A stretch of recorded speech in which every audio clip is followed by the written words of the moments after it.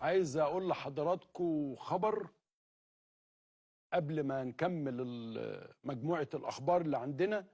انه مؤخرا ومن فترة تم منحي الجنسية السعودية.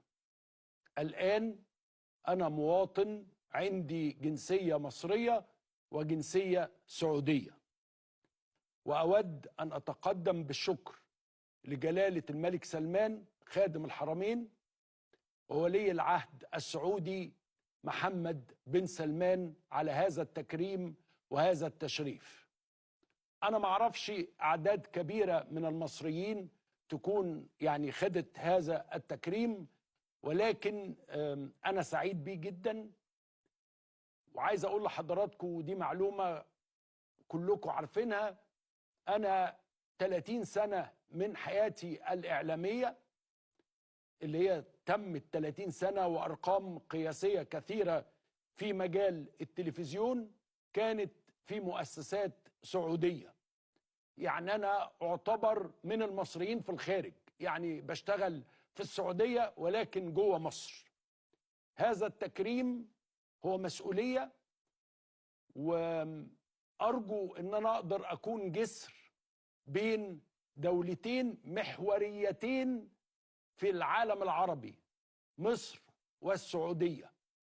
أقدر أن أنا أوطد هذه العلاقات، وإحساسي بالارتياح من هذا الأمر إن إحنا بنتكلم على دولتين بينهم توافق كبير في معظم أو أغلب القضايا، دولتين تعاونهم في المنطقة اتفاقهم في المنطقة هو مهم جدا للمنطقة العربية. أنا زي ما بقول لحضراتكم حاسس إن هو تشريف، حاسس إن هو تكريم، لأن أنا قعدت مدة الفترة اللي فاتت أسأل طب يا جماعة مين تاني خد من مصر، مين خد هذه الميزة العظيمة. فالآن أنا بعلن لحضراتكم إن أنا عندي وتم الإنعام علي بهذه الجنسية العظيمة. أنا بحب المملكة العربية السعودية جدا، أنا بروح كتير، معاملة إخواني في المملكة العربية السعودية جميلة وكريمة. دائما بشعر إن أنا في بلدي، بشعر إن أنا في وطني. الناس هناك زي ملايين المصريين اللي موجودين هناك، بيشعروا بالاحتواء، بيشعروا بالكرم، بيشعروا بالمحبة. وكان عندي فرصة السنوات الخمسة أو الستة الأخيرة إن أنا أشوف المملكة وهي بتتطور تطور كبير. أنا لسه مقابل صديق ليا ما كانش راح المملكة من 2014، قال لي أنا ذهلت بالتطور اللي حصل.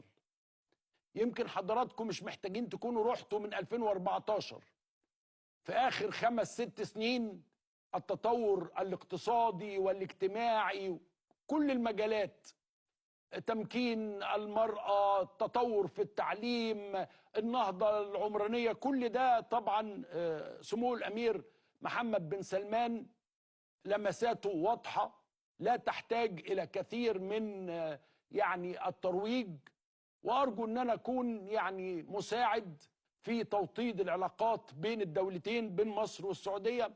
وأرجو أن أنا أساهم أيضا، وأنا بحاول بقدر الإمكان في أوقات كثيرة أن أنا أنقل لكم هذا التطور اللي بيحصل في المملكة ورؤية ولي العهد ل2030. فأنا حبيت أشرح لحضراتكم أن أنا من فترة قد حصلت على الجنسية السعودية.